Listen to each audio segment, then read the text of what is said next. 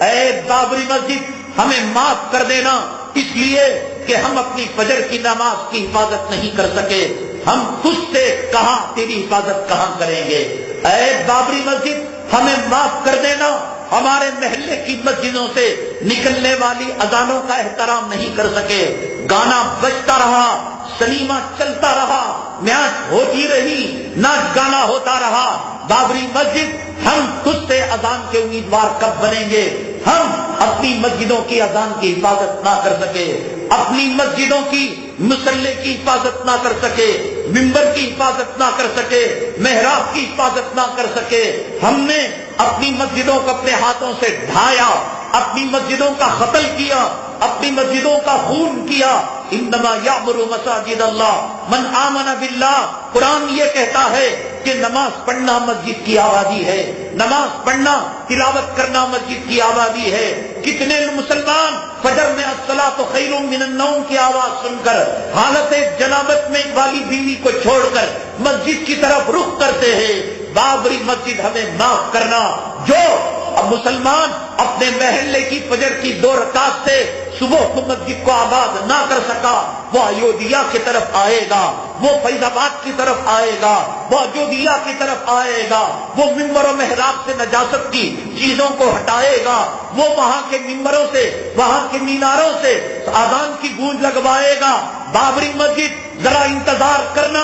امت کی مائیں جب صلاح الدین ایوبی کو جنم دیں گی، بابری مسجد معاف کرنا، امت کی مائیں جب ٹیپو سلطان شہید کو جب دوبارہ جنم دیں گی، بابری مسجد ہجڑے بن چکے ہیں نوجوان، بابری مسجد امت کے نوجوان دولت کے پجاری ہو چکے ہیں، مال کے پجاری ہو چکے ہیں، بفے سسٹم میں کتے سوروں کی طرح انہیں کھانوں سے فرصت نہیں، عورتوں کے غلام بن چکے ہیں، ان کے حیث و نفاس کے کپڑے دھونے سے جب فرصت ہوگی، بابری مسجد ہم تیرے بارے میں سوچیں گے، جورو کی غلامی سے جب فرصت ہوگی، بابری مسجد معاف کرنا ہم تیرے بارے میں سوچیں گے۔ اے بابری مسجد دکان کی غلامی کا تاؤ اور دولت اور مال کی غلامی کا تاؤ جب ہمارے گلے سے نکلے گا، بابری مسجد معاف کرنا ہم تیرے بارے میں سوچیں گے۔ بابری مسجد امت کے نوجوان ہجڑے پن سے جب توبہ کریں گے، ہم تیرے بارے میں سوچیں گے۔ بابری مسجد جب امت کے نوجوانوں میں خالد بن ولید کی شجاعت پیدا ہوگی،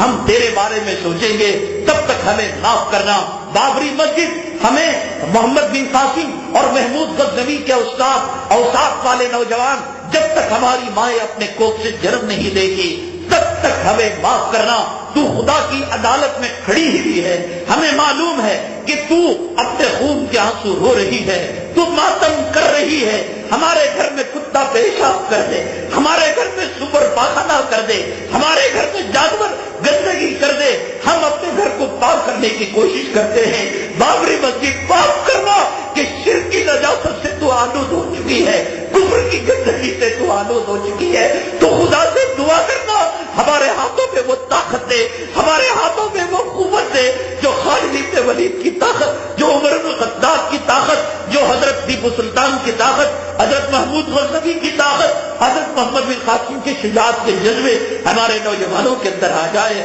ہمیں کب فرصت ہے دنیا سے، ہمیں کب فرصت ہے زمین کی دلالی سے، ہمیں کب فرصت ہے جورو کے غلاموں سے، ہمیں کب فرصت ہے بابری مسجد تو اللہ کی عدالت میں کھڑے ہو کر، کٹہرے میں کھڑے ہو کر ہم جانتے ہیں ہمارا ایمان ہے، تو رو رہی ہے، تو گڑ گڑا رہی ہے، تو امت کو فریاد کر رہی ہے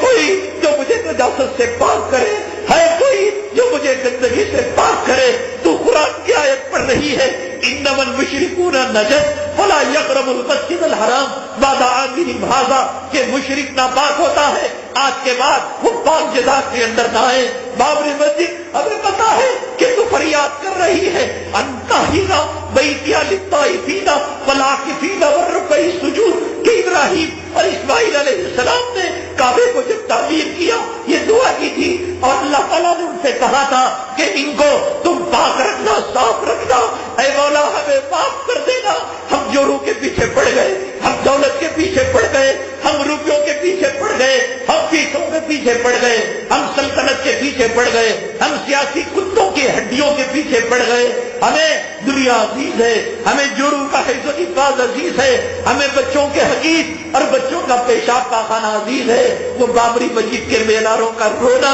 ان کے خون کا آنسو بہانا، اس کا فریاد کرنا آج ہمیں سنائی نہیں دے رہا ہے، بلکہ یہ باتیں کچھ